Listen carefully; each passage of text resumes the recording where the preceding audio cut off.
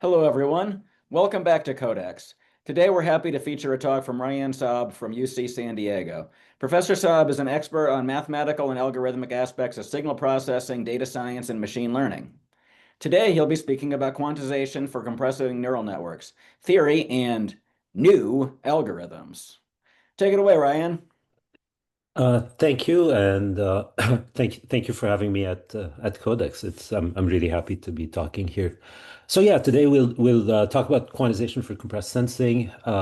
And before we get started, I just want to give a lot of credit to collaborators, in particular my two current PhD students, Hao Yu and Shihao, who you may see on the market sometime soon. So keep an eye out for them. They're both excellent. Also, shout out to my collaborator Ian Colbert, who uh, tells me what the interesting problems are, and former PhD students where we started all this work on quantization, of course, the NSF. Okay, so why are we interested in compressing neural networks? In fact, this picture that you see here is from a couple of years ago, so it doesn't even convey the scale of the problem these days. And this is from a task in basically image classification. So what you notice is that over time these machine learning models, neural networks, are getting better at the tasks, hitting something like 90% accuracy as of 2022. Here they're classifying something like they're classifying images into something like thousands of classes. So a 90% accuracy is not trivial. Uh, the problem, though, is that over time, these things have been getting better at a slower and slower rate and at increasing costs. So if you look at the table on the right, you'll notice that some of the best models, like this CodeNet 7, has something like 2,440 million parameters. So this is like 2 billion parameters. And it needs something like 2,586 gigaflops to tell you that something is a boat or a truck or a cat. So the amount of compute and the amount of memory is crazy. And this is just image classification a few years ago. If you look at large language models these days, the open source ones are at least are about an order of magnitude bigger, and I think the ones that are commercial are, I'd say, two orders of magnitude bigger. So these things are really huge and expensive. So the obvious question is, can we reduce? Can we find for these large neural networks some simpler version of them that nevertheless serve as good approximation. And simpler can take on many forms, but for us it'll be through weights that have representations that require fewer bits. So then the question is, if we can find such an approximation, if such an approximation exists, can we construct it in a reasonable amount of time? These networks are huge, so our algorithms can't be too expensive. Otherwise, we won't be able to do this reasonably. And then naturally, we're interested in the mathematics of this. Can we obtain theoretical guarantees for our algorithms? Can we get close to lower bounds? Can we prove lower bounds? All these types of questions. And so in this talk, I'll briefly talk about greedy path following, which is an algorithm we worked on a few years ago, and then use that kind of as a hopping point towards algorithms that started out in the literature a couple of years ago. I'm not responsible at all for these algorithms, but they didn't have any deep, rigorous analysis, and we I'll talk a little about how we address that, and then we hop off to a new algorithm, which is a variant that tries to get the best of both worlds from these two families of techniques. So things I won't talk about regarding compressing neural networks are approaches like pruning, though I'll allude to that briefly. So pruning is just sparsifying the weights. You could also do things like approximate the weights, the weight matrices with low rank matrices. You could do things like knowledge distillation, where you try to replace a neural network with a very complicated architecture with something with a more simple architecture. and use some form of student-teacher model to get it down. Okay, so without going into lots of details, quantization is a process by which you replace parameters, measurements, samples, what have you, that take on values in the continuum. So let's say real numbers, and you replace them by elements from a finite set. So in the most extreme case, you could replace them by elements from a binary set, -1, 1, or 0, 1, and then hopefully try to preserve the performance. And so the challenge, of course, is that you're going from many, namely values in the continuum, to one, namely some element of your finite set. So the process is inherently lossy. And because you're going to lose something no matter what, it's interesting to look at lower bounds. How well can you do if you had, let's say, infinite computational complexity? If you didn't have infinite computational complexity, can you find tractable algorithms that do the task? And do these tractable algorithms get close to the lower bounds? What kind of performance guarantees can you prove? So tools, analysis and approximation theory to find, for example, the lower bounds. You might need high dimensional probability to either model your signals or your measurement system or your parameters, or your algorithm, like we'll see in parts of this talk, and optimization and other in other areas. Okay, so the setup for today is the following. So here I'm just showing an L-layer perceptron. This is basically a composition of functions. So if the thing has L layers, then it's basically a composition of L linear and nonlinear layers successively. So these A's are basically, I say linear, but basically they're affine. So you have a matrix times a vector plus some bias term. And then in particular, the weight matrix is what we care about. So because it's easy to embed this into one dimension higher and ignore the bias, from this point on, I'll do exactly that. So I won't think about the bias at all, and I'll just think about the weight matrix. And yeah, so this weight matrix takes basically an input X, output something like X transpose W, and I'll call the output of this thing a pre-activation, and then once it goes through this nonlinearity, we'll call it an activation. All right, so our approach is going to be data-driven, which means the following. Somebody hands you some data, which can be basically organized as a matrix, in particular an M by N matrix. And in in this in our notation, M is the number of data points. So each row of the matrix X is a data point. And I have M of these. So think of these as features, and these are n-dimensional features. And then somebody hands you the large thing that they want to compress, the trained neural network. So somebody's already done the training. They have the weights, and they would like to compress it. And let's say they give you a quantization alphabet. So let's say they want to replace these weights by ternary weights in this example. So something like -1, 0, 1, or a scaled version of this. Now, in reality, you'll usually have a larger alphabet than this, something that can be represented in approximately 3, 4, 5 bits, something of that order. And so the task is for you to find a matrix Q of the same size as W, but whose elements take on values in your alphabet. And you want to do it in such a way that the error is small. And so one way you could measure error is by looking at, for example, the Frobenius norm at the ELF layer. So little ELF layer. So here, this is what the unquantized neural network looks like after it acts on the input at layer little l. And this is what the quantized network is doing. And you would like this error to be small, for example, at every layer. Now, you don't have to do it this way, but by doing it layer by layer, the problem becomes a little bit more tractable. Okay, so I'll pause for a few seconds just to make sure that the setup makes sense.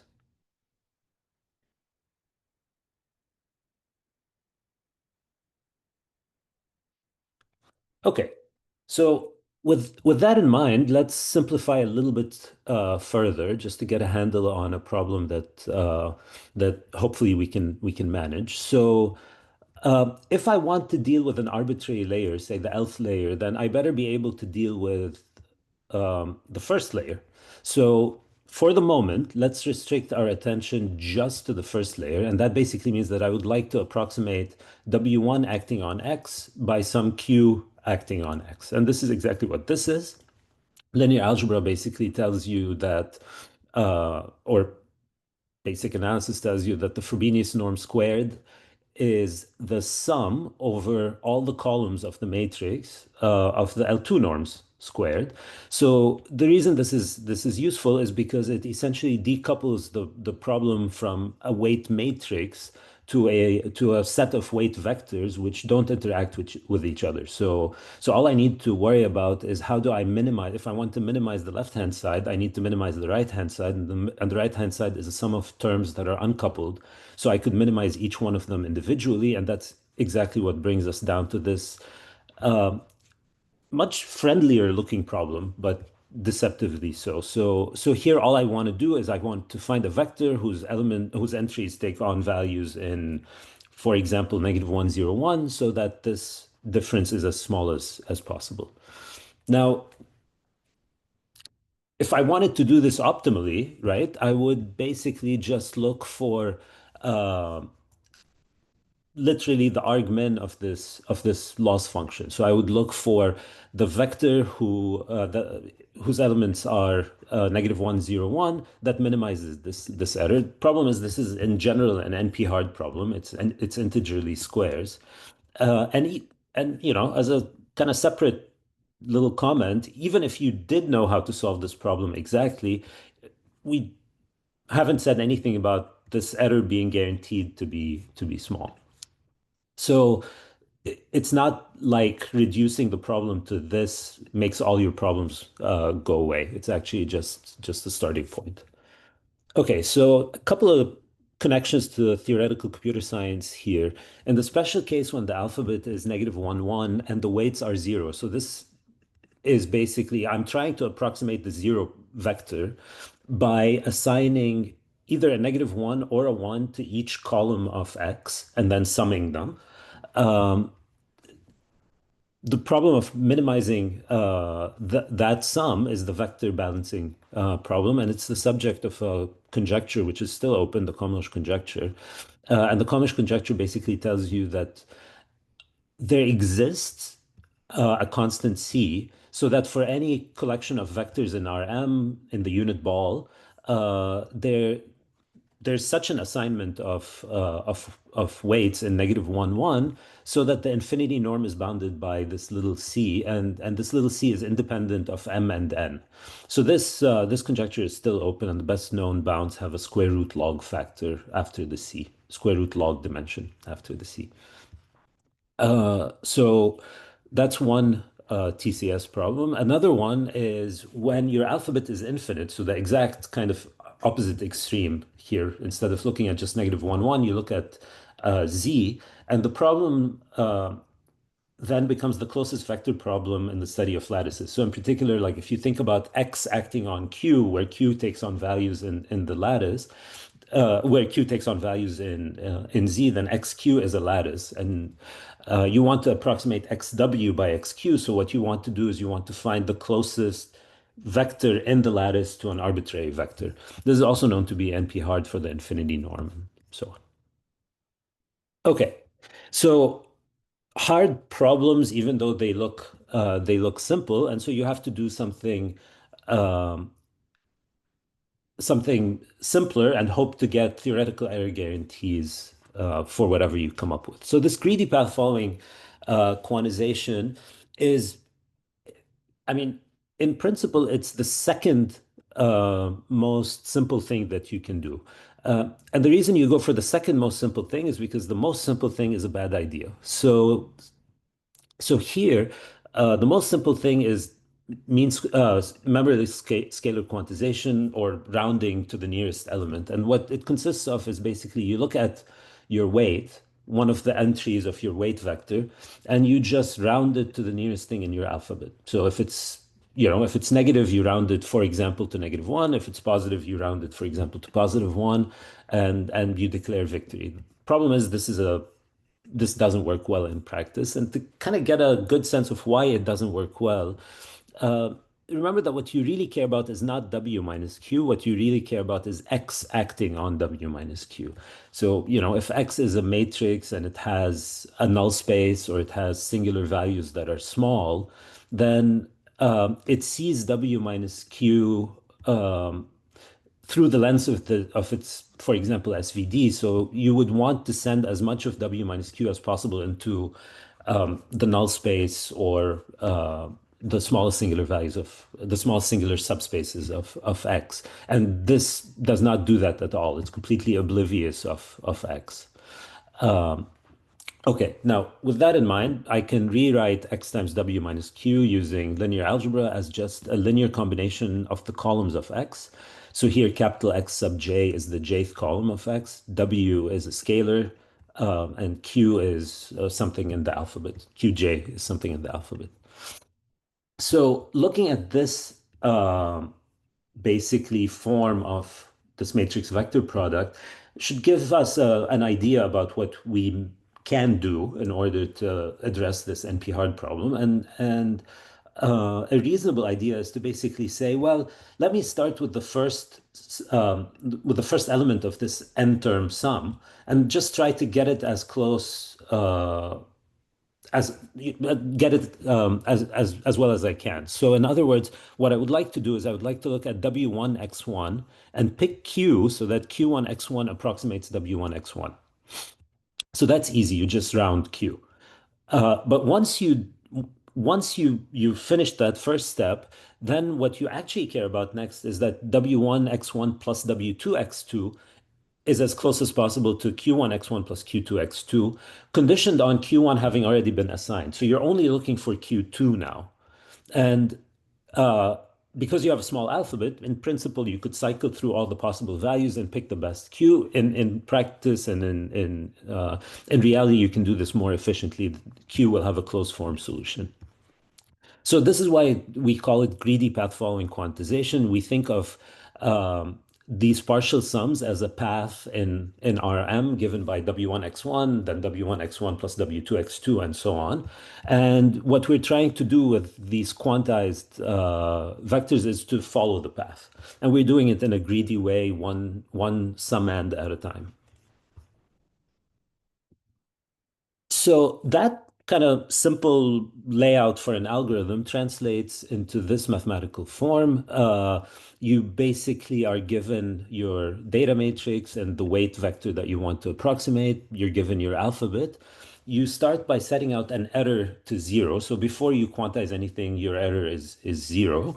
And then at the first step, what you're going to do is assign, or at the teeth step rather, you're going to assign Q to this value. So this operator Q is just the rounding operator that I was talking about. I told you that it's a bad idea to just round W, and what this algorithm is doing is not rounding W, but rather rounding W plus a correction term. And this correction term, you'll notice, is basically just the coefficient of the projection of the error vector at the previous step on the direction of the next data vector x. So in some sense, this is reasonable because what you're doing is you're doing this path following. And so at any one particular step, you can only correct errors in the direction of the vector that you're given, xt. And so it makes sense that the projection onto that direction the projection of the error onto that direction appears, and it appears as a correction term to the weight. So this is very simple to implement. You're basically just doing an inner product, a norm calculation, and then you're rounding to the nearest element in the alphabet. And then you update your error. So the error at the teeth entry is the error at the previous entry plus whatever error you committed at this step. As I alluded to, this is fast and computationally not complex at all. You're in M dimension, all your operators, all your basically actions are inner products and vector sums and rounding operations. So you're per step on the order of M flops, and then you have n steps to run through. So your computation complexity is on the order of mn. Your data matrix was on the order of mn. So this algorithm is a constant times more expensive than just reading your data. And that's good. The other nice thing about this algorithm is that it allows you to introduce modifications that help you compress even further. So this little s lambda here, which is the only difference between the algorithm on this slide and the original version of the algorithm right here, is a soft thresholding operator. So all it's doing, or a hard thresholding operator if you want to. So all it's doing is it takes its argument, and if the argument is bigger in absolute value than lambda, it's going to, for example, subtract off lambda. And so it's pushing this argument towards zero, and therefore it's increasing the likelihood that if zero is in your alphabet, you quantize to zero. So one way to think about it is that you're making the basin for the zero element in your alphabet bigger. And the reason you like that is because setting weights to zero simplifies calculations, reduces memory requirements, and so on. All of this can be analyzed, has theorems associated with it. I won't talk about them today. The point is that you can prove relative error bounds for this. And these relative error bounds decrease as the dimension of your feature vectors increase. So x was m by n. As n grows, your relative error goes down, like the square root of n, essentially. And these algorithms are fast. They can be modified to promote sparsity, as I showed you. And even the sparse versions have the same types of theoretical error guarantees.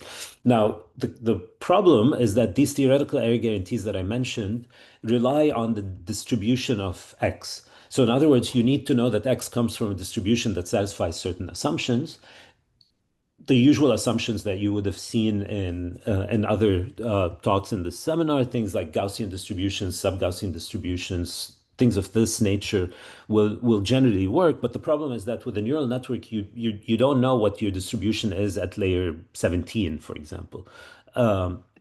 So you can't necessarily say something concrete about neural networks without being able to say something about these distributions, and that's pretty difficult. So that's what makes proving things for multiple layers challenging.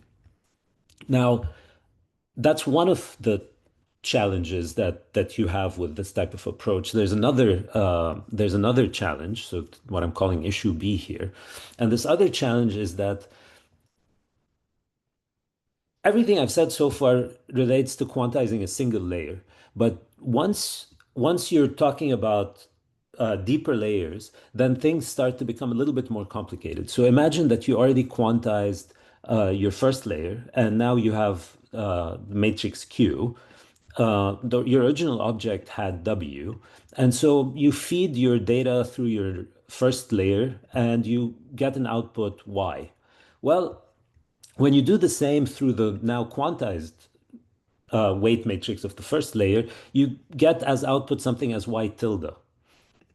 Now you're in the second layer. You have your unquantized weights for the second layer, call them w, little w.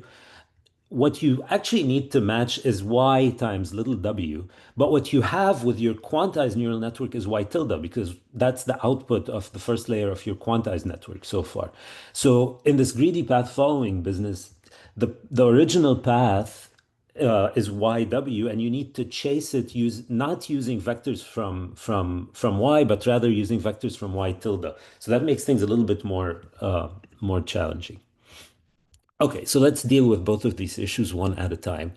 Turns out that a good solution to the distribution issue is if you can't control the distribution of your data, why not introduce randomness into your algorithm and then prove that this randomness that you introduce into your algorithm allows you to handle things, gives you nice distributions.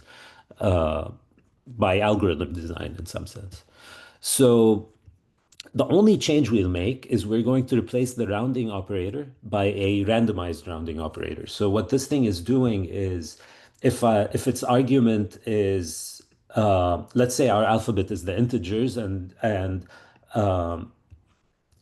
our argument is something like zero point 0.6, then what the stochastic quantizer will do is with probability 60%, it'll send zero point 0.6 to 1. And with probability 40%, it'll send it to 0. So on average, you're going to get zero point 0.6. But in reality, you never quantize to anything other than 0 or 1 with some probability here. So that's all that this randomized rounding is doing. You flip coins every time you have to make a quantization decision. So that will help us deal with the distributional issue.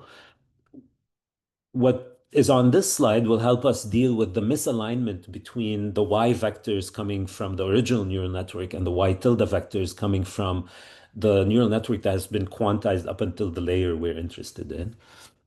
So the fix here is a really, really simple one. All you're doing is you're saying, let me align the paths. So in other words, let me try to find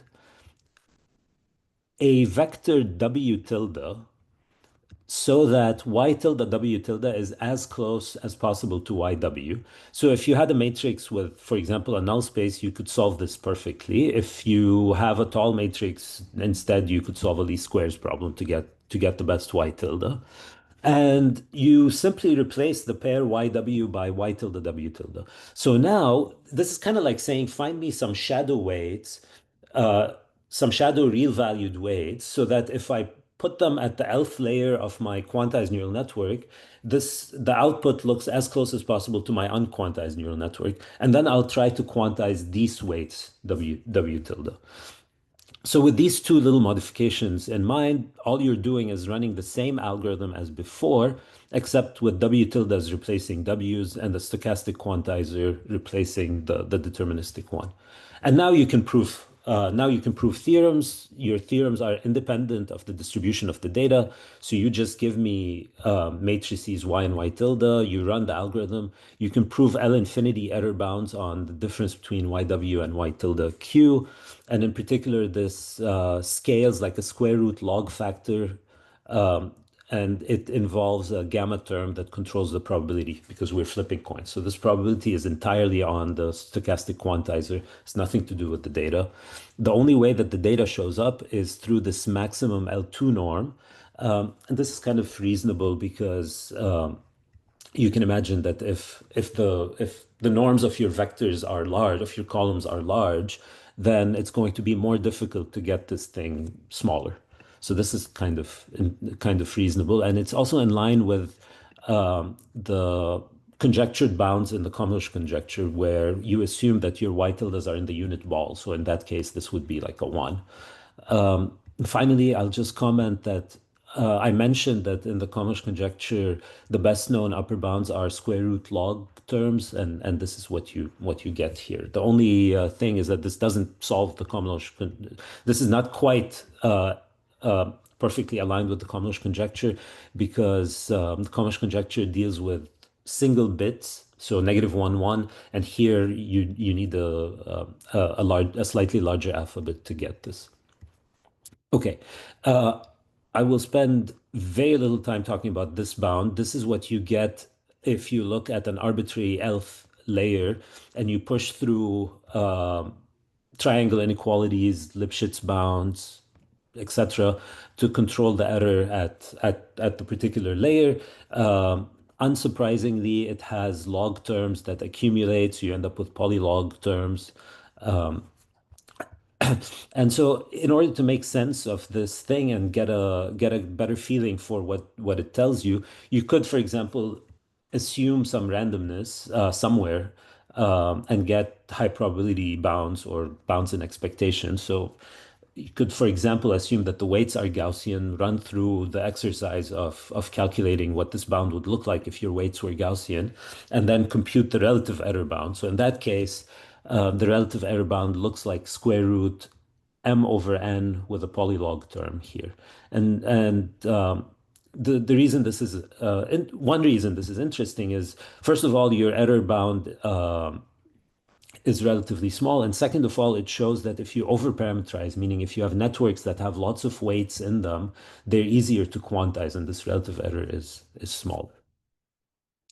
Okay, so this is work that we basically did over the let me skip this. So this is work that we did over the last maybe 4 years, and it works well in practice. So this graph just shows you on the x-axis how much data you're feeding it. So this is like the number of data points in your X matrix. This is showing you the accuracy that you're getting with your quantized network. The flat line at the top is the accuracy of the original network, and the other lines are basically what you get when you do quantization with 4 bits, 5 bits, or 6 bits. Dashed is the stochastic quantizer, solid is the deterministic one. And one quick observation is that sometimes you see the dashed outperform the solid, sometimes you see the solid outperform the dashed, which is kind of interesting. Uh, and and uh, and so that's good. We basically have an algorithm that we can prove theorems about that works well in practice. So what's the issue? Let me skip this as well. So what's the issue? The issue is that even though this, we wrote down this algorithm and it works really well in practice, in 2023, this other algorithm came up. It's called OPTQ or GPTQ. First, I think the original name was GPTQ. They were piggybacking on I believe at the time it was GPT-3, and so they were kind of riding the wave there. And then the reviewers complained, and so in the published version, they changed the name to OPTQ. And this thing has roots in the original kind of neural networks wave from the early 90s. And so it's based on these optimal brain damage, optimal brain surgeon algorithms of LeCun and co-authors, and Hasibi and co-authors. And these algorithms were designed to sparsify, not to quantize. And the way they worked was they basically said, let me look at the difference. So this little delta W is the difference between weights. And what you want to do here is you want to basically minimize the errors. So I want to change the weights from the original version to something else so that the difference is small. And I impose these constraints where, for example, this constraint is telling you that you are forced to set the pth weight to 0. And this constraint tells you that you are not allowed to touch any of the weights indexed by the capital F uh, subscript index set. So the idea is basically prune the pth weight, set it to 0, hold certain weights fixed, and then correct the rest, where correct refers to solve this optimization problem. And basically, the folks behind the OPTQ GPTQ algorithm modified this pruning algorithm to do quantization by basically replacing this condition with this constraint with a quantization constraint, and then they refined it for efficiency and scaling by making the by using essentially numerical linear algebra, like Cholesky decompositions and parallelization and things like this. So they're able to get a version that works faster. So to say a few more words about the modification to handle quantization, what they do is uh, keep the inner optimization problem more or less the same. Only difference is that they're saying instead of set the pth weight to 0, they're saying set the pth weight to Q, an element in the alphabet. So quantize the pth weight and pick the element of the quantization alphabet that minimizes this error. So what the innovation in OPTQ, GPTQ is basically in figuring out a way to solve this optimization problem in a computationally efficient way. And this algorithm has become like a standard benchmark in the quantization literature. Like if you open any quantization of neural networks paper, you will find OPTQ, GPTQ as like the benchmark that they compare against and that they build on. It has like almost 1750, actually more than 1750 citations since it appeared a couple of years ago, but very little theory behind it. Now, caveats. In order for the algorithm to actually work in practice, they need to introduce some slight modifications. So the modifications I'll mention in a second. First, imagine that lambda was 0. Then this optimization problem can be solved exactly with these iterations. And what these iterations correspond to are just a rounding operation on some set of weights that's being adjusted step by step. And the way that they're adjusted is through this iterative process. These things over here are basically Cholesky factors. So you look at x transpose x, you invert it, you do a Cholesky decomposition of the inverse, and then these are elements of the L matrix in the Cholesky decomposition. So I keep saying Cholesky decomposition. That gives you a good sense of why you need the lambda. You need this to be positive definite to talk about Cholesky decompositions. So you need to add some small version of the identity in case this thing has a null space. And in fact, the algorithm doesn't work really well, even if this doesn't have a null space, unless you put in a lambda. And in practice, lambda is typically something small. So that's kind of adjustment number one to make the algorithm work in practice. Adjustment number two is that they actually reorder, they permute the columns of the matrix X so that the columns that have large norms appear first and the columns that have small norms appear later. Now, if you're like me, you look at this and it's very opaque. And doesn't really give you a good sense of what's going on. So our first step in figuring out what was going on is basically just write down an equivalent formulation in a language we can understand. And it turns out that this algorithm is actually doing something reasonable. We were very surprised that we didn't see anything like this in the literature. So I actually don't know if it was known before. I have a hard time believing that people like Hasibi and LeCun didn't know this, but somehow this must have been lost over time. Okay, so what are these two steps doing? Ignore quantization for a second and imagine that you have already quantized the first t elements of your vectors. What you're doing here is you are recomputing the remaining weights, the ones from t plus 1 to n, to minimize this least squares cost. So you're saying, how should I change the future weights in order to compensate for all the errors that I've introduced due to my quantization? So this is what this step is doing. The second line is doing. The first line is saying, well, now that I have my adjusted weights, how should I choose the teeth quantization? So the teeth coordinate of my weight vector from my quantization alphabet so that the error is smallest. So very, very reasonable once you write it down this way. Okay, so once you have this written down, then it becomes less of a daunting task to kind of understand what the error is doing at every step. So if I call the error at step t uh,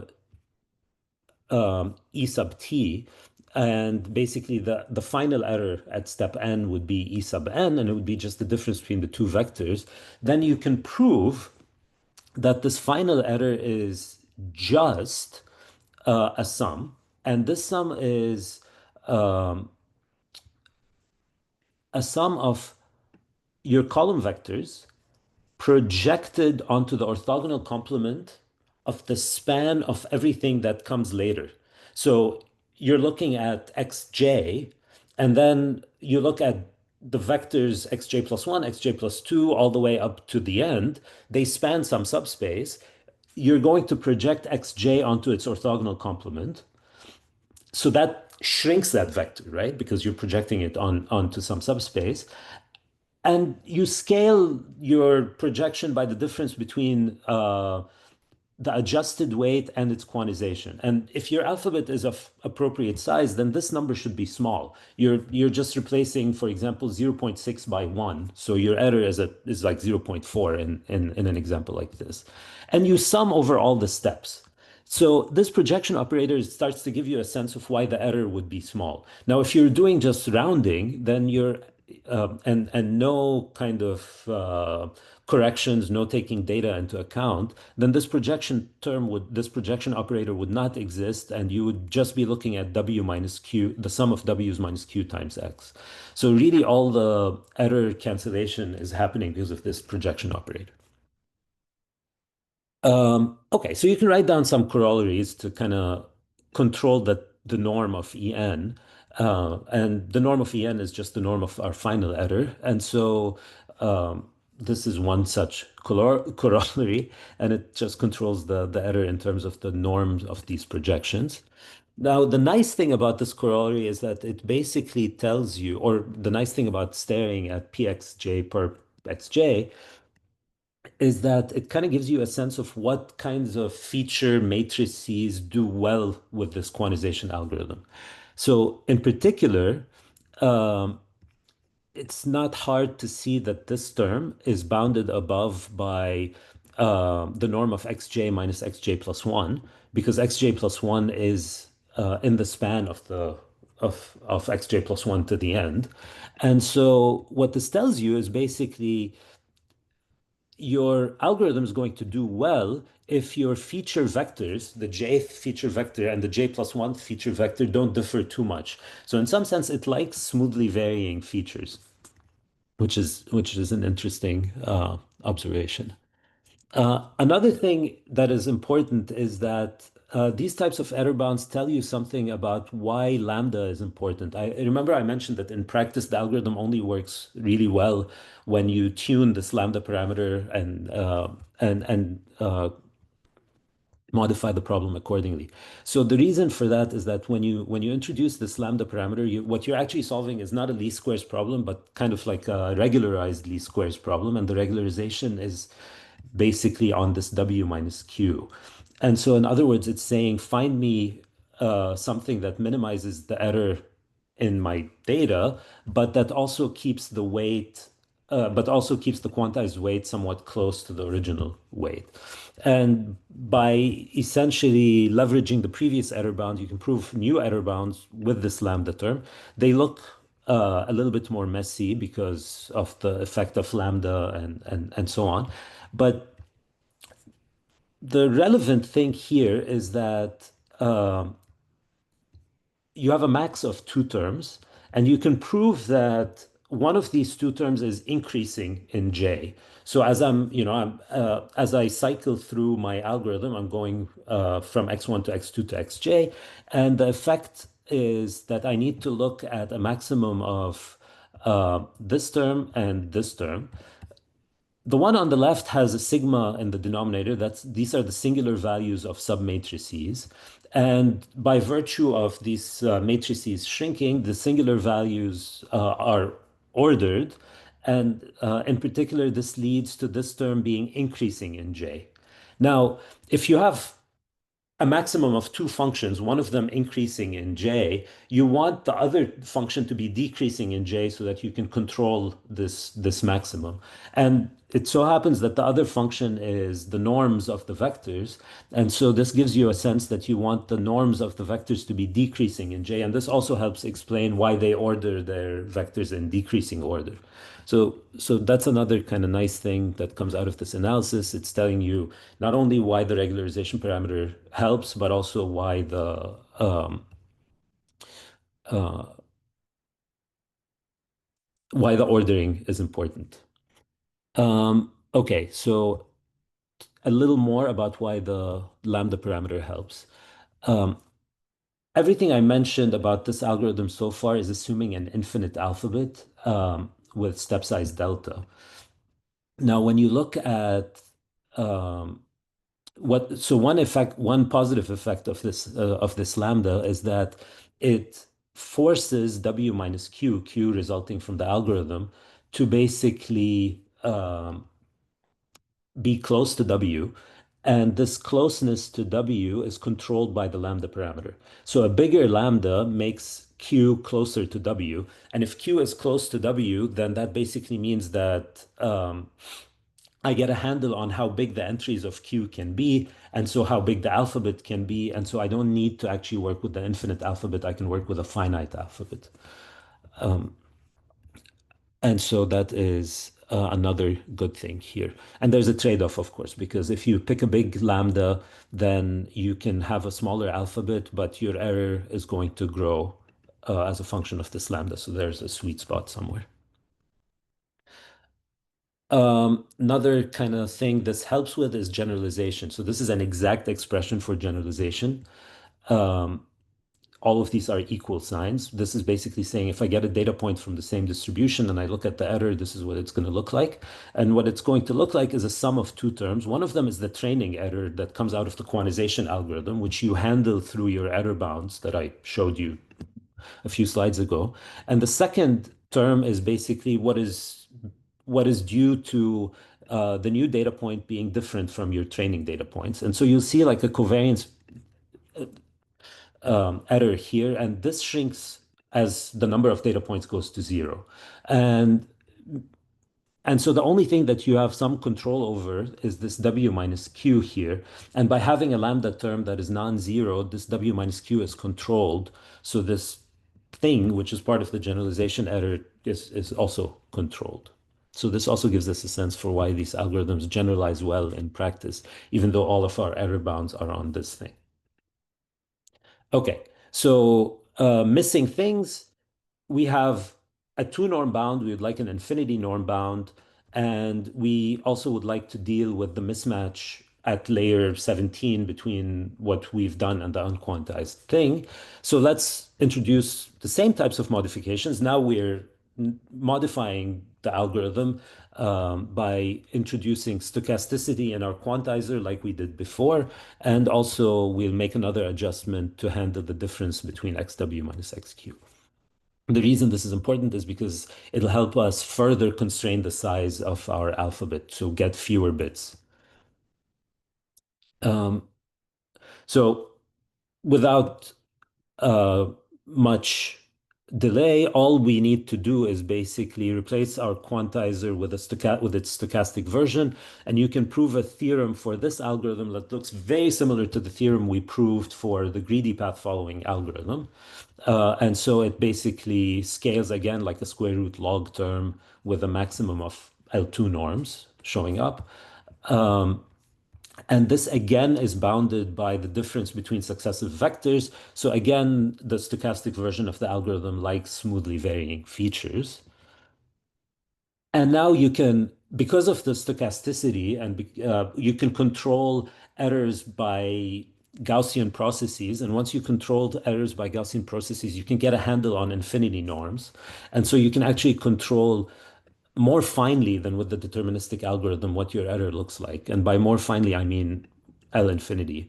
And so you get these square root log terms that I've been mentioning, but also when you have a lambda greater than zero, you can control the difference between W and Q in the infinity norm with similar types of behavior, meaning bigger lambda keeps these guys closer to each other, but makes the data error a little bit bigger. So there's the same sweet spot as before. And now because of this infinity norm bound, you can be sure that the L infinity norm of your quantized vector is controlled. And so you know that you need a finite number of bits, and you know that what that finite number of bits is by just playing with this right-hand side here. So that is also good. The only missing thing is the mismatch, and that's a very important missing thing, is the mismatch between y tilde and y. And so we handle this kind of similarly to how we handled this in GPFQ. And so this is this new Qronos algorithm. And what it does is basically say, replace all the least squares problems that we talked about before by the appropriate least squares problems. So you want XW to match whatever comes out of X tilde, and then you make the adjustments to the weights accordingly. This introduces a very simple modification to OPTQ, and this modification is You essentially solve some least squares problem in the beginning, and then you run OPTQ with the modified objects, and that allows you to control the errors, and in particular, it allows you to control a component of the error that you're unable at all to control with the OPTQ GPTQ method. And so you get theorems. Okay, so since I'm running out of time, some numerical experiments to show that this stuff actually works. OPTQ and GPFQ perform very similarly. Here, these are large language models, Llama 1 billion, Llama 3 billion, Llama 8 billion. And you basically look at perplexity on the left side of this table. You look at zero-shot accuracy on this right side of the table. So on the left side of the table, lower numbers are better. On the right side, higher numbers are better. This is the original, the BF16 numbers refer to the floating point accuracy, so before any quantization. So you want to be as close as possible to these numbers. And to kind of work through this table, RTN is round to nearest, so it's the bad idea I mentioned at the beginning of the talk, the thing that you should not do. You'll notice that it's ridiculously bad for quantizing. Here, the perplexity numbers are through the roof. It's also bad on accuracy numbers. OPTQ and GPFQ perform very similarly. Sometimes one is better, sometimes the other one is better, even though they're very different algorithms. And Qronos, which kind of combines elements of both of them, outperforms both of them. And so that's on these large language models with with 3 element alphabets and 2-bit alphabets. So this is quite extreme. Under more reasonable scenarios, you get closer results to the original model. So here, what you're doing is 4 bits, 4 weights and activations, and you don't have to worry about the other numbers. But basically, you can see that the perplexity numbers are quite close to the original ones, and this is very close to being usable, and with extra tricks that are beyond what I want to talk about today, you can get even closer to the original accuracies. So uh, that is all that I have. Thank you.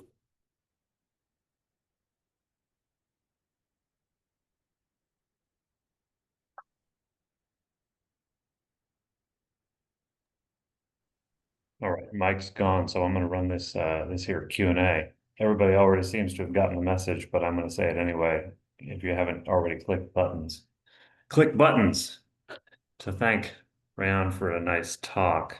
Brantley, can you kill the recording?